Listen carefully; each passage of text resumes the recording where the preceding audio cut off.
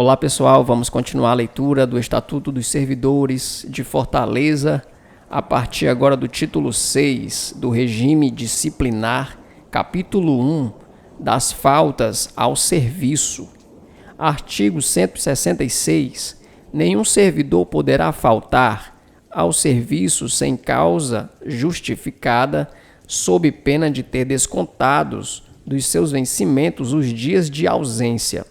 Parágrafo único. Considera-se causa justificada o fato que, por natureza e circunstância, possa razoavelmente constituir escusa do comportamento. Artigo 67. O servidor que faltar ao serviço fica obrigado a justificar a falta, por escrito, ao chefe imediato, no primeiro dia em que comparecer ao trabalho. Parágrafo 1º. Não poderão ser justificadas as faltas que excederem de 20 por ano, obedecido o limite de 3 ao mês. Parágrafo 2º. O chefe imediato do servidor decidirá sobre a justificação das faltas até o máximo de 10 por ano. A justificação das que excederem a esse número até o limite de 20 será submetida, devidamente informada por essa autoridade, à decisão do seu superior hierárquico, no prazo de 5 dias. Parágrafo 3º. Para justificação de faltas, poderão ser exigidas provas do motivo alegado pelo servidor. Parágrafo 4º. A autoridade competente decidirá sobre a justificação no prazo de 5 dias, cabendo recurso para a autoridade superior quando indeferido o pedido. Parágrafo 5º. Deferido o pedido de justificação da falta, será o requerimento encaminhado ao órgão de pessoal para as devidas providências. Capítulo 2 das proibições. Artigo 168. Ao servidor é proibido, inciso 1, ausentar-se do serviço durante o expediente, sem prévia autorização do chefe imediato. Inciso 2, retirar, sem prévia anuência da autoridade competente, qualquer documento ou objeto da repartição. Inciso 3, recusar fé a documentos públicos. Inciso 4, opor resistência injustificada ao andamento de documento e processo ou execução de serviço. Inciso 5. Referir-se de modo depreciativo ou desrespeitoso às autoridades públicas ou a atos do poder público mediante manifestação escrita ou oral. Inciso 6. Cometer a pessoa estranha à repartição, fora dos casos previstos em lei, o desempenho de encargos que sejam da sua competência ou de seu subordinado. Inciso 7. Compelir ou aliciar outro servidor no sentido de filiação à associação profissional ou sindical ou a partido político. Inciso 8. Manter, sob sua chefia imediata, cônjuge, companheiro ou parente, até o 2º grau civil. Inciso 9. Valer-se do cargo para lograr proveito pessoal ou de outrem, em detrimento da dignidade da função pública. Inciso 10. Exercer comércio ou participar de sociedade comercial, exceto como acionista, cotista ou comandatário. Inciso 11. Participar de gerência de administração de empresa privada e, nessas condições, transacionar com o Estado. Inciso 12. Receber propina, comissão, presente ou vantagens de qualquer espécie em razão de suas atribuições. Inciso 13. Praticar usura sobre qualquer de suas formas. Inciso 14. Proceder de forma desidiosa. Inciso 15.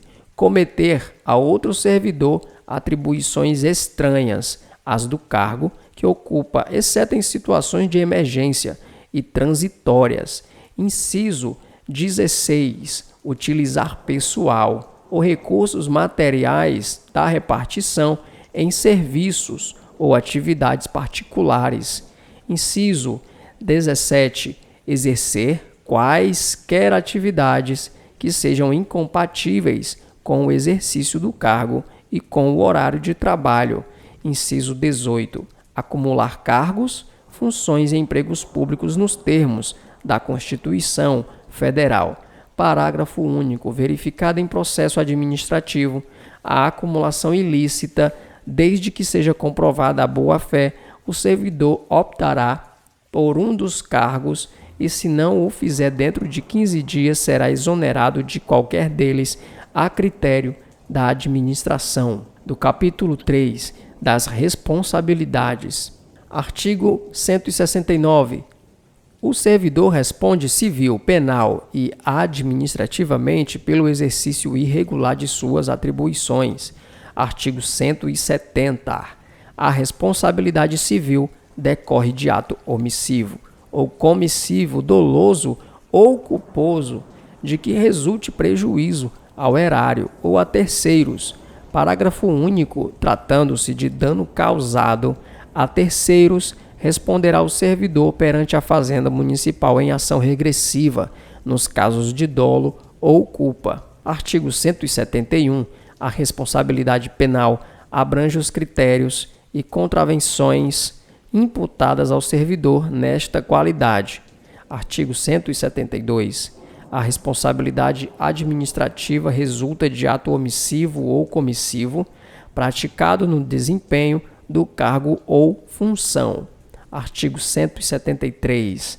As sanções civis, penais e administrativas poderão cumular-se, sendo independentes entre si. Artigo 174. A responsabilidade civil ou administrativa do servidor será afastada no caso de absolvição criminal que neguem a existência do fato ou sua autoria. Capítulo 4 das penalidades. Artigo 175. São penalidades disciplinares. Inciso 1. Advertência. Inciso 2. Suspensão. Inciso 3. Demissão. Inciso 4. Cassação de aposentadoria ou disponibilidade. Inciso 5. Destituição de cargo em comissão. Artigo 176. Na aplicação das penalidades serão consideradas a natureza e a gravidade da infração cometida, os danos que dela provierem para o serviço público, as circunstâncias agravantes ou atenuantes e os antecedentes funcionais. Artigo 177. A advertência será aplicada por escrito nos seguintes casos. Inciso 1. Nos casos de violação de proibições constantes, no artigo 168, incisos 1 ao 11. Inciso 2. Nas observâncias de dever funcional previsto nesta lei, regulamento ou normas internas. Inciso 3. No descumprimento de decreto municipal que regulamentar a concessão de licenças para tratamento de saúde dos servidores públicos do município de Fortaleza e da outras providências. Artigo 178. A suspensão será aplicada em caso de reincidência das faltas punidas com advertência e de violação das demais proibições que não tipifiquem infração sujeita à penalidade de demissão, não podendo exceder de 90 dias. Parágrafo único. Quando houver conveniência para o serviço, a penalidade de suspensão poderá ser convertida em multa na base de 50% por dia da remuneração, ficando o servidor obrigado a permanecer em serviço. Artigo 179. As penalidades de advertência e de suspensão terão seus registros cancelados após o decurso de 3 e 5 anos de efetivo exercício, respectivamente, se o servidor não houver nesse período praticado nova infração disciplinar. Artigo 180. A demissão será aplicada nos seguintes casos. Inciso 1. Crime contra a administração pública. Inciso 2. Abandono de cargo. Inciso 3. Inassiduidade habitual. Inciso 4. Improbidade administrativa. Inciso 5. Insubordinação grave em serviço. Inciso 6. Ofensa física em serviço a servidor ou a particular, salvo em legítima defesa própria ou de outrem. Inciso 7. Aplicação irregular de dinheiro público. Inciso 8.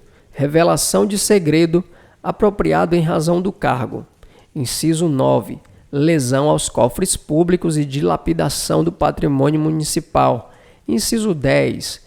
Acumulação ilegal de cargos, empregos ou funções públicas.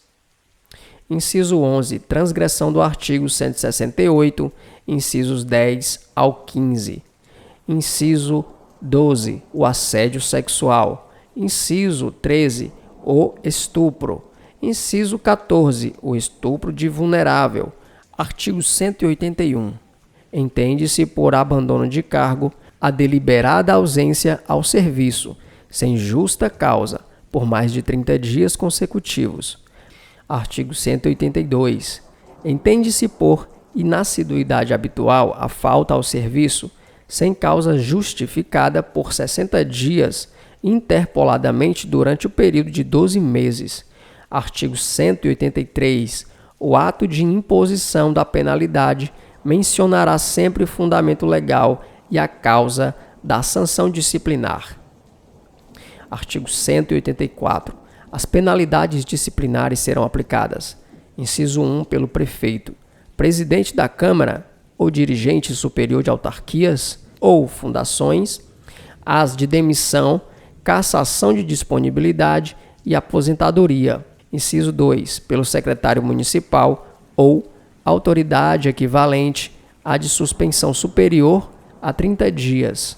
Inciso 3. A aplicação das penas de advertência e suspensão até 30 dias é da competência de todas as autoridades administrativas em relação a seus subordinados.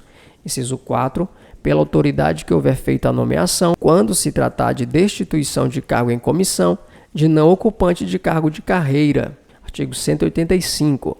A ação disciplinar prescreverá, inciso 1, em 5 anos, quanto às infrações puníveis com demissão, cassação, de aposentadoria e disponibilidade e destituição de cargo em comissão.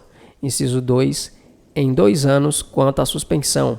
E, inciso 3, em 180 dias, quanto à advertência. Parágrafo 1º. O prazo de prescrição começa a correr da data em que o ilícito foi praticado. Inciso 2. Os prazos de prescrição previstos na lei penal aplicam-se às infrações disciplinares capituladas também como crime. Parágrafo 3º. A abertura de sindicância ou a instauração de processo disciplinar interrompe a prescrição. Parágrafo 4º. Suspenso o curso da prescrição, este recomeçará a ocorrer pelo prazo restante a partir do dia em que cessará a suspensão. Parágrafo 5º. São imprescritíveis o ilícito de abandono de cargo e a respectiva sanção. Valeu, pessoal, até mais.